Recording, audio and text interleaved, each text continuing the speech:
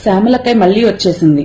ఈవిడికి అధిపాత పార్టీ లేకపోయినా కూడా ఈవిడేదో వచ్చేసేసి అంటే పదవులు కావాలనో లేకపోతే సోషల్ మీడియాలో వైరల్ అవ్వాలనో మరి శ్యామలక్కయ్య ఏం మాట్లాడుతుందో మరి ఎవరికీ అర్థం కావట్లేదు.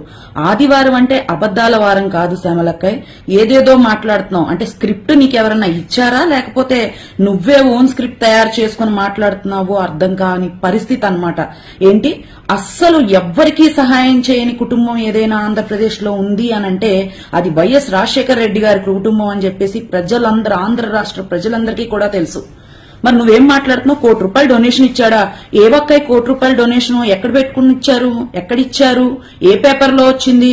అసలు ఎవరికన్నా డొనేషన్లు పేద పిల్లలకు గాని క్యాన్సర్ పేషెంట్లకు గాని ఎవరికన్నా ఆర్థిక సహాయం చేసిన పార్టీ వైఎస్ఆర్సీపీ పార్టీ అని మీరు మాట్లాడుతున్నారు.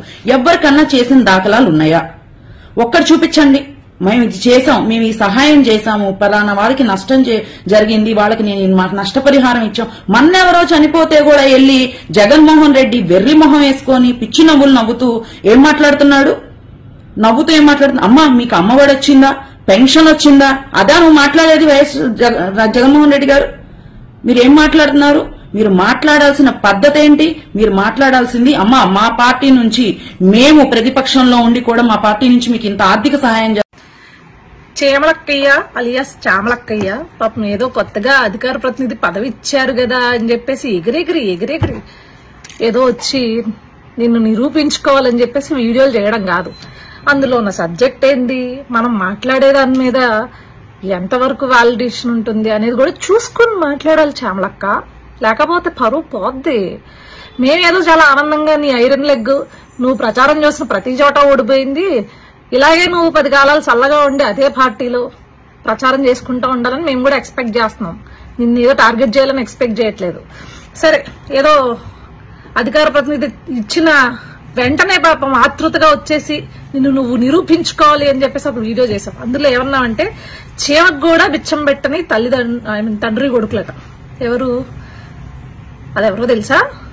నేను పుట్టి బుద్ధి ఎరిగిన దగ్గర నుంచి, నాకు రాజకీయాల గురించి తెలిసిన దగ్గర నుంచి ఏదైతే నువ్వు పార్టీలో ఉన్నావో ఆయన గారు కావచ్చు, ఆయన తండ్రి గారు కావచ్చు, గవర్నమెంట్ తరపున కాకుండా అంటే గవర్నమెంట్ ఏదన్నా పథకాలు గాని పెట్టారేమో తప్పించి గవర్నమెంట్ తరపున కాకుండా ఏనాడు సొంతంగా వాళ్ళు ప్రజలకు చేసింది గాని లేకపోతే ప్రజలకి పెట్టింది గాని ఏనాడు ఈ రాష్ట్రంలో ఉన్న ప్రజలైతే చూసింది లేదు, కనింది లేదు, వినింది లేదు.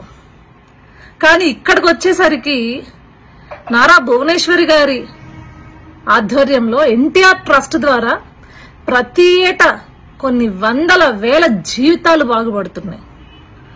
ఎన్టీఆర్ ట్రస్ట్ ద్వారా చదువు చెప్పిస్తున్నారు చదువుకోలేని పిల్లలకి.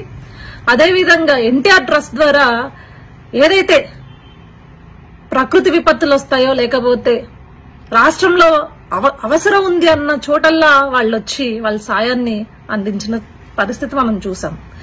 ఏదో మనకు అధికార ప్రతినిధి ఇచ్చారు, ఇష్టం వచ్చినట్లు రాజకీయాలు తెలియకపోయినా మనకి శుద్ధమైన పుట్టకతో వచ్చిన వాక్శుద్ధి ఉంది కాబట్టి మాట్లాడేస్తే జనాలు నమ్మేస్తారు అని చెప్పేసి సాగదీసుకుంటూ అచ్చ తెలుగులో మాట్లాడుతున్నట్లు గనక ఏదో కటింగులు ఇచ్చావనుకో ఇలానే నువ్వు ఇవ్వాలి. ఎందుకంటే నువ్వు పిట్ట కథలు చెప్పినప్పుడు 11కి వచ్చాయి, నువ్వు ఇలానే వాక్కుంటా పోతే ఇంకొకటి వస్తుంది, ఆ పక్కన 11 పక్కన ఒకటి పోతే ఇంకొకటి వస్తుంది.